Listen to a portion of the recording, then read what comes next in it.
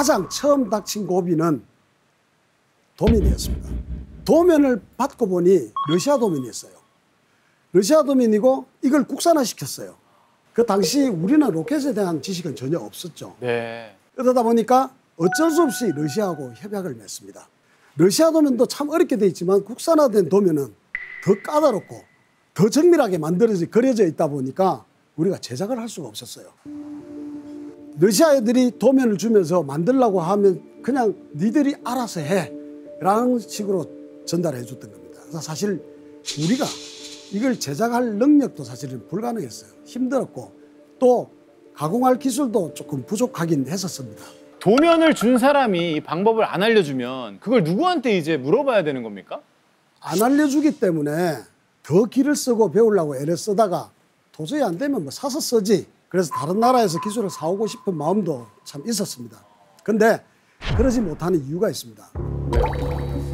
여러분들 알다시피 무기와 관련된 거 그런 부분에 기술을 전달 안 해줍니다. 로켓과 미사일은 똑같습니다. 앞에 인공위성을 달면은 로켓이 되고 앞에 무기를 달면은 미사일이 되는 겁니다.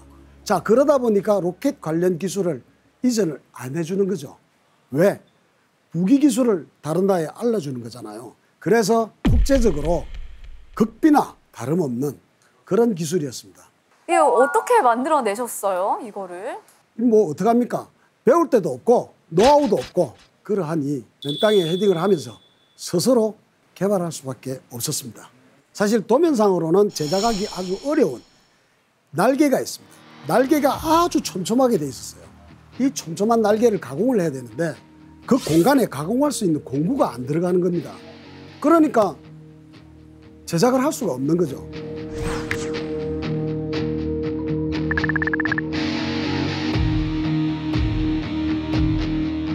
그래서 매일같이 날밤을 샜어요. 1년 반 동안 특정 제품을 만들기 위해서 실패만 계속했습니다.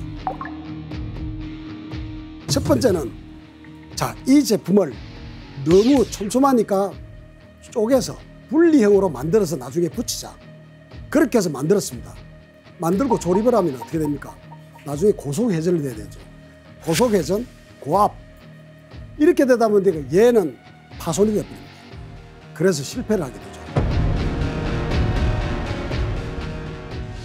그래서 두 번째 방법을 생각합니다. 조금 더 재료를 무르게 만들자. 무르게 만들어서 가공을 좀 쉽게 하자. 고민하다 결정을 해서 항우연책에 제안을 합니다. 네. 안 됩니다. 파손됩니다. 폭파되면 누가 책임질 겁니까? 라고 해서 실패를 하죠. 그리고 세 번째, 그러면 잘 됐다. 크게 만들자. 크게. 지금 너무 촘촘하니까 안 되더라.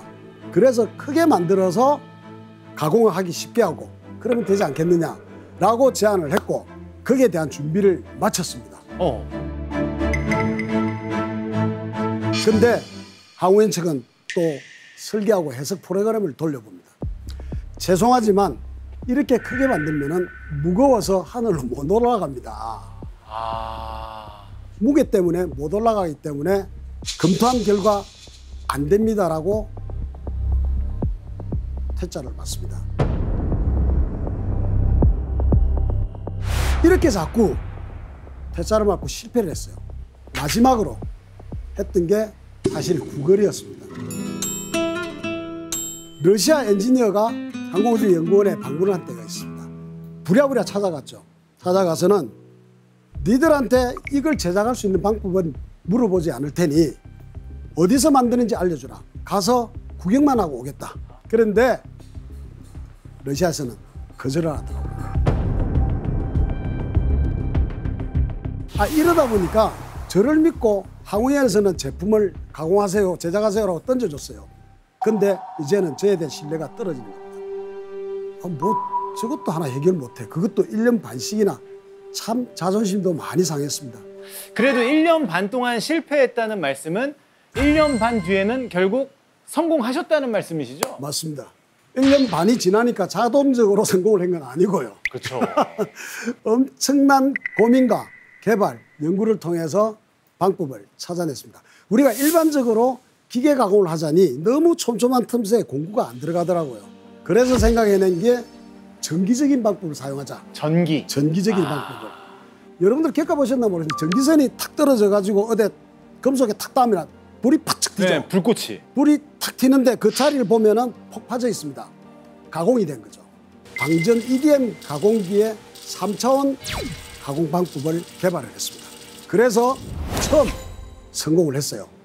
성공을 하고 보니까 세상에 처음 나온 물건같이 보였습니다. 1호기를 만들어서 딱 놓고 테스트하기 전에 제품을 탁자 위에 올려놨을 때 정말로 감동스러웠어요. 세상에 나와 있는 제품을 우리 만든 겁니다. 근데 만드는 과정이 너무 어려웠어요. 중단할까라고 생각했지만 이거 중단하면은 정부 사업, 대한민국이 가고자 하는 길을 완전히 저희가 막고 있는 거예요. 우리가 스톱한 상황이 되니까 이건 그래서는 안 된다. 대전에 있는 항우연에 가져가서 엔진을 장착을 하고 테스트 시험실에서 이제 하는데 저는 제 생각은 내가 개발한 부품에만 열이 가해지고 열이 받는 부분만 벌겋게 달아오를 줄 알았어요.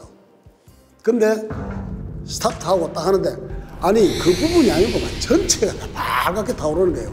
용광로 있죠. 빨갛게 쇠 녹는 딱 그 현상이에요. 야 이거 저러다 터지겠다 싶은 생각이 들더라고요. 120초라는 시간은 120년? 뭐 1년 이상의 시간 간다. 그 순간이 너무너무 조마조마하니까 연구원들하고 같이 손을 잡고 있는 겁니다. 손을 잡고 얼마나 힘을 줬던지 뭐 여튼 손에 땀이 막 다 고였고 엔진 테스트를 해가지고 실매질 성공을 했으니 우리는 갈 수 있다 생각한 거죠. 그때서 연구원들 일부는 눈물을 흘리고 했어요. 내 자식을 넣고 안는 순간보다 더 기쁘고 감동적이었어요. 그 순간은. 러시아에 자랑을 했어야 하는데. 이런 건 자랑을 안 해도 네. 금방 들어가더라고요. 오. 러시아에서 오히려 다음 회의 때 저를 불렀습니다. 가니까 미스터 왕 이거 어디서 했냐? 어떤 방법을 했냐? 제품을 보니까 우리 거하고 똑같아. 안 알려줬습니다. 그거는 니들이 알아서 해라. 그리고는 혹여나 싶어서 국내 특허를 내고 국제 특허를 냈습니다. 그리고 그 기술이 지금 우리 누리호에 발사했던 누리호 75톤급 엔진에 사용되고 있습니다.